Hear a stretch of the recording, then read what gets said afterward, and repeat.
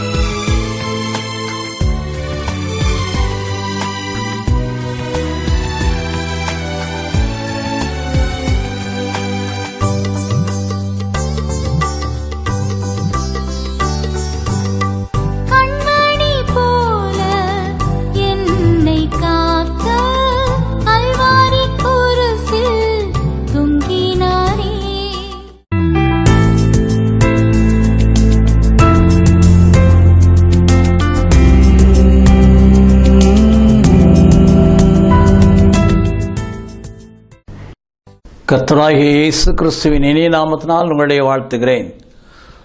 இந்த நாளிலே உங்களை சந்திப்பதில் மிகுதியான மகிழ்ச்சி அடைகிறேன். கர்த்தரும் இரட்சகருமாகிய இயேசு கிறிஸ்து இந்த நாளின் வார்த்தைகளை ஆசீர்வதிப்பாராக. தேவனுடைய வல்லமையான செயலை குறித்து நாம் தியானிக்கும் பொழுது ஏசாயாவின் புஸ்தகம் 46ஆம் அதிகாரம் 3ஆம் வாக்கியத்திலும் 4ஆம் வாக்கியத்திலும் பார்க்கிறோம். யாக்கோபின் சந்ததியாரே, இஸ்ரவேல் சந்ததியில் மீதியாகிய சகல ஜனங்களே, எனக்கு செவி கொடுங்கள். தாயின் வயிற்றில் தோன்றினது முதல் உங்களை ஏந்தி, தாயின் கர்ப்பத்தின் உற்பத்தியானது முதல் உங்களை தாங்கினேன். உங்கள் முதிர் வயது வரைக்கும் நான் அப்படி செய்து வந்தேன். இனி மட்டும் நான் உங்களை தாங்குவேன். வேதத்தை பார்க்கும் பொழுது தேவனுடைய வல்லமையான செயலாற்றும் அநேக செய்களை பார்க்கிறோம். இதிலே தாங்குகிற ஒரு செயல், தாயினுடைய வயிற்றிலே தோன்றினது முதல் கொண்டு நான் உன்னை தாங்குவேன் என்று சொல்லியிருக்கிறார். தேவனுடைய கண்கள், நம்முடைய கண்கள் கருவை கண்டது என்று பார்க்கிறோம். சங்கீதம் 139ஆம் சங்கீதத்திலே அங்கு 15-16 வாக்கியங்களை வாசிக்கும் பொழுது, நான் ஒளிப்பிடத்திலே உண்டாக்கப்பட்டு பூமியின் தாழ்விடங்களிலே விசித்திர வினோதமாய் உருவாக்கப்பட்ட போது என் எலும்புகள் உமக்கு மறைவாய் இருக்கவில்லை. என் கருவை உம்முடைய கண்கள் கண்டது. என் கருவை உம்முடைய கண்கள் கண்டது. அது எல்லாம் உருவேற்படும் நாளை உம்முடைய புஸ்தகத்திலே எழுதி வைத்திருந்தீர் என்று சொல்லி 16ஆம் வாக்கியத்திலே பார்க்கிறோம். அவை தாயின் கருவிலே உருவானது முதற்கொண்டு அவருடைய கண்கள் நம்மை நோக்கிக் கொண்டே இருக்கிறது. நாம் அழிந்து விடாதபடி, விழுந்து விடாதபடி, கற்பத்திலேயே பாதியிலே விழுந்து விடாதபடி அவருடைய கண்கள் பார்ப்பதோடு அவருடைய வல்லமையான செயல்களினாலும் கரங்களினாலும் தாங்கி நடத்துகிற தேவனாயிருக்கிறார். இன்றைக்கு அநேகருடைய வாழ்க்கையிலே சில மாதங்களிலே சில பிள்ளைகள் அங்கு அபாஷனாகி விடுகிறதை பார்க்கிறோம். அவர்கள் விழுந்து போகிறதை பார்க்கிறோம். ஆனால் உங்களை தாங்குவேன் என்று சொன்னவர் தாயினுடைய அந்த கற்பத்தில் இருந்து தாங்கினார். அது முழுமையான ஒரு ஆசீர்வாதம்.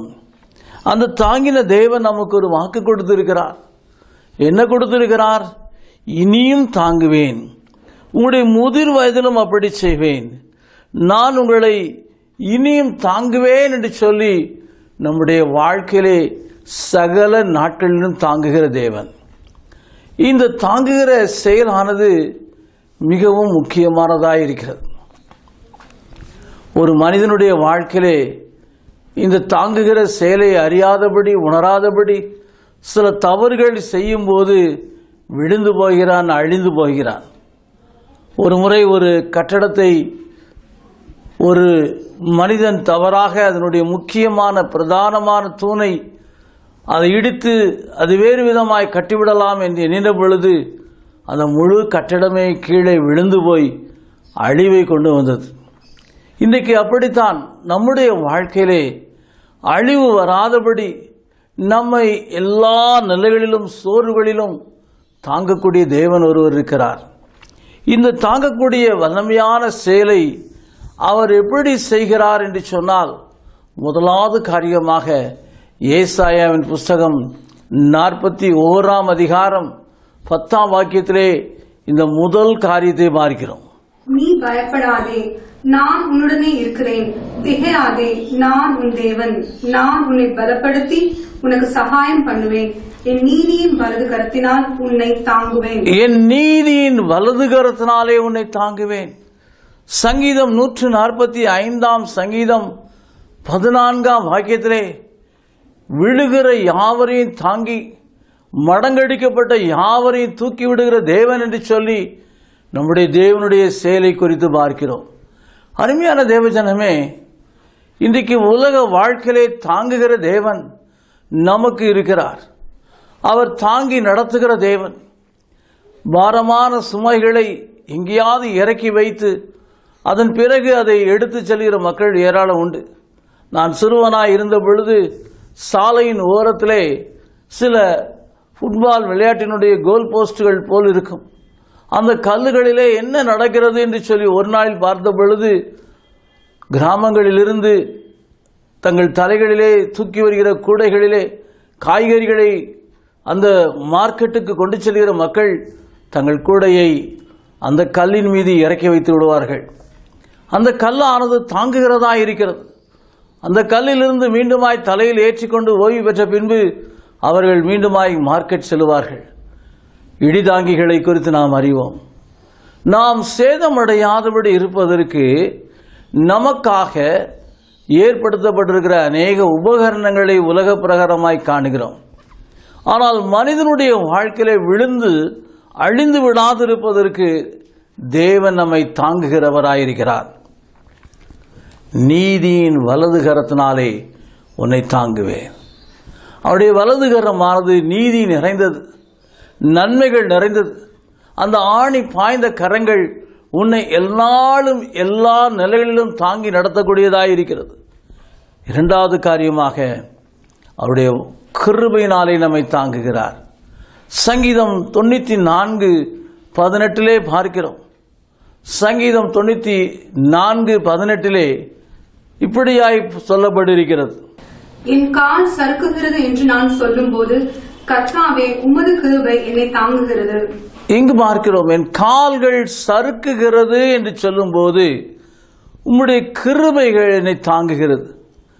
கிருபை என்று சொன்னாலே தகுதியற்ற நமக்கு தேவன் பாராட்டுகிற ஒரு மிகுதியான இரக்கத்தின் செயல். நம்முடைய தேவன் இரக்கம் நிறைந்தவர். ஆகவே தான் அந்த கிருபையை வெளிப்படுத்துகிறார். அந்த கிருபையினால் தான் நாம் இன்றைக்கு அழிந்து போகாது இருக்கிறோம். நாம் நிர்மூலமாகாது இருப்பது அவருடைய சுத்த கிருபை. அநேக நேரங்களிலே சில விபத்துகள், சில வேதனையான காரியம் நடைபெறும் பொழுது நாம் சொல்லுகிறோம், fortunately I have an narrow escape. எனக்கு எந்த சேதம் இல்லாதபடி கிருபையாய் காத்தார் என்று சொல்வதற்கு பதிலாக அதிர்ஷ்டங்களை சொல்லுகிற மக்கள் உண்டு, உலக பிரகாரமான மக்கள் சொல்லுவதுண்டு. ஆனால் தேவ பிள்ளைகளும் அதை சொல்லுவதை பார்க்கிறோம்.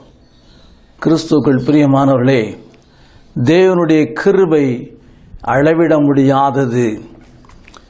புலம்பலின் புஸ்தகம் 3ஆம் அதிகாரம் அங்கு தெளிவாய் சொல்லப்பட்டிருக்கிறது. இந்த கிருபையானது ஒவ்வொரு நாளும் புதிதாயிருக்கிறது.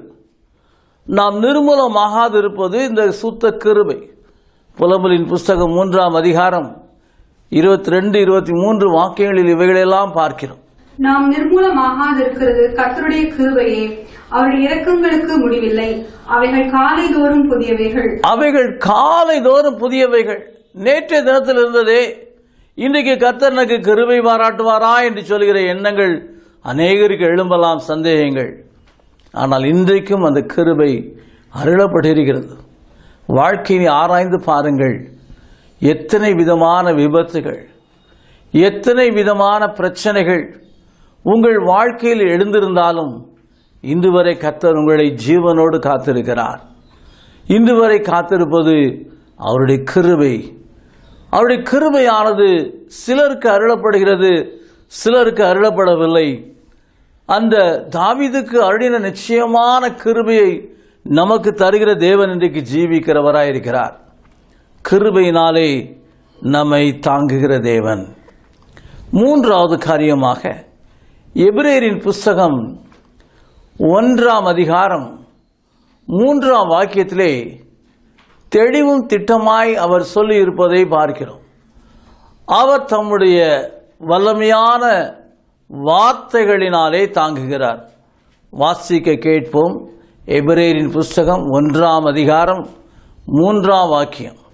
இவர் அவருடைய மகிமையின் பிரகாசமும் அவருடைய தன்மையின் சொரூபமாயிருந்து சர்வத்தையும் தம்முடைய வல்லமையுள்ள வசனத்தினாலே தாங்குகிறவராய் தம்மாலே தாமே நம்முடைய பாவங்களை நீக்கும் சுத்திகரிப்பை உண்டு பண்ணி. வசனத்தினாலே தாங்குகிறவர். அவருடைய வார்த்தைக்குள்ளாய் ஒரு ஆவியும் ஜீவனும் உண்டு. வேதத்தை பார்க்கும் பொழுது யோவான் 6ஆம் அதிகாரம் 63ஆம் வாக்கியத்திலே நான் சொல்லுகிற வார்த்தைகள் என்று சொன்ன இயேசு கிறிஸ்து அவைகளுக்குள்ளாய் ஜீவனும் ஆவியும் இருக்கிறது என்று சொன்னார். இந்த ஆவியும் ஜீவனும் இருக்கிற வார்த்தையானது உங்களுடைய சோர்வு நிறைந்த நேரத்திலே, வேதனை நிறைந்த வாழ்க்கையிலே, இனி அவ்வளவுதான் என் வாழ்க்கை என்று சொல்லி உங்களையே மாய்த்துக் கொள்ளுகிற அல்லது விழுந்து போகிற நேரத்திலே உங்களை தாங்குகிறதா இருக்கிறது. ஒரு முறை ஒரு சகோதரியை நான் சந்தித்தேன். அந்த மகள் தன்னுடைய வாழ்க்கையிலே ஒரு சாட்சியை தெளிவும் திட்டமாய் அறிவித்தது ஆச்சரியமாயிருந்தது. அந்த மகள் தன் வாழ்க்கையிலே ஒரு முடிவெடுத்தாள். குடும்பத்தில் பலவிதமான நெருக்கங்கள், படித்தும் வேலையில்லாத ஒரு நிர்பந்த நிலைமை, தாயானவள் தன் கணவரை இழந்து போன காரணத்தினாலே நீ வெட்டிச்சோராய் இருக்கிறாய், எதற்குமே உதவி இல்லை, உதவுகிற ஒரு மகளாய் இல்லை, குடும்பத்தில் இவ்வளவு கஷ்டங்கள் இருக்கிறது, நான் கஷ்டப்பட்டு உழைக்கிறேன் என்று சொல்லி மகளை கடிந்து கொண்டாள். மறுபடிய உள்ளத்திலே இனி வாழ்வதை விட சாவது நல்லது என்று தவறான ஒரு தீர்மானத்தை எடுத்திருந்தாள். அன்றைக்கு அவள் தூக்கு போடுவதற்காக, தன்னுடைய தூக்கிலே போடுவதற்காக ஃபேனிலே கயிறை கட்டி ஆயத்தமாகிக் கொண்டிருந்த பொழுது திடீரென்று சொல்லி கதவு தட்டப்படுகிற சத்தம் கேட்டது. உடனே கதவை எல்லாவற்றையும் எடுத்துவிட்டு கதவை திறந்தாள். ஒரு சிறிய புஸ்தகம் தொடரப்பட்டது. அந்த புஸ்தகத்தை திறந்து பார்த்தவுடனே அந்த மகளுக்கு ஒரு பெரிய ஆச்சரியம். ஒரு ஆறுதலின் வார்த்தை, தேற்றுகிற வார்த்தை, அந்த மகளுடைய உள்ளத்தை தாங்கக்கூடிய, துக்கத்தினால் நிறைந்திருந்த அந்த உள்ளத்தை மாற்றுகிற ஒரு ஜீவ வசனமானது அந்த வார்த்தைக்குள்ளாய், அந்த புஸ்தகத்துக்குள்ளாய் இருந்தபடினாலே தன் தீர்மானத்தை மாற்றிக்கொண்டாள். கர்த்தரோடு நெருங்குவதற்கு இடம் கொடுத்தாள். கர்த்தர் குறுகிய காலத்தில் ஒரு வேலையை கொடுத்தார் என்று சொல்லி தன்னுடைய சாட்சியை கூறினார். கிறிஸ்துவுக்குள் பிரியமான சகோதரனே, சகோதரியே, இன்றைக்கு வாழ்க்கையில் தோல்வி அடைந்திருக்கலாம், சோர்ந்து போயிருக்கலாம், பலவிதமான பிரச்சனைகளினாலே உன் உள்ளம் உடைந்திருக்கலாம். ஐயோ, என்னுடைய வாழ்க்கையில் என்னை அறிந்து கொள்ள புரிந்து கொள்ள ஒருவரும் இல்லையே, என்னுடைய கணவரால் என் மனைவியால் என்னை புரிந்து கொள்ள முடியவில்லையே, நான் எவ்வளவுதான் காரியங்களை செய்வதற்கு நான் இணங்கி காரியங்களை செய்தாலும் என்னால் தாங்க முடியாத துக்கத்தினால் நிறைந்திருக்கிறேன் என்று சொல்கிற தேவ பிள்ளையே, உன்னுடைய உடைந்த உள்ளத்தை தேற்றுகிற ஆற்றுகிற வார்த்தைகளை தேவன் இந்த வேதத்தில் எழுதியிருக்கிறார். இந்த வேதத்தை நேசிக்கிற இடம் கொடுப்பாய் என்று சொன்னால், இந்த வேதத்தின் மகத்துவங்களை புரிந்து கொள்வதற்கு இடம் கொடுப்பாய் என்று சொன்னால், உன் வாழ்க்கையில் உள்ள எல்லா விதமான வேதனைகளும் நீங்கி எல்லா விதமான மனதின் துக்கங்களும் மாறி நீ ஆசீர்வதிக்கப்படுவதையே காண்பாய். ஆகவே தேவன் தம்முடைய வல்லமையான செயலினாலே உன்னை ஒவ்வொரு நாளும் தாங்குகிற தேவன். அவருடைய வல்லமையான செயல் என்ன? நீதியின் கரத்தினால் தாங்குகிறார். இரண்டாவது, கிருபையினால் தாங்குகிறார். மூன்றாவது காரியமாக அவர் வார்த்தையினால் தாங்குகிறார். இன்னுமாய் ஒரு காரியம் உண்டு. சங்கீதம் 51:12 வாக்கியத்திலே தாவீது வெகு அழகாக சொல்லியிருப்பதை பார்க்கிறோம். சங்கீதம் 51:12 கர்த்தர் தன்னை தாங்குகிற ஒரு காரியத்தை சொல்லுவதை பார்க்கிறோம். உமது இரட்சணியத்தின் சந்தோஷத்தை திரும்பவும் எனக்கு தந்து உற்சாகமான ஆவியில் என்னை தாங்கும்படி செய்யும். உற்சாகமான ஆவியினால் என்னை தாங்கும்.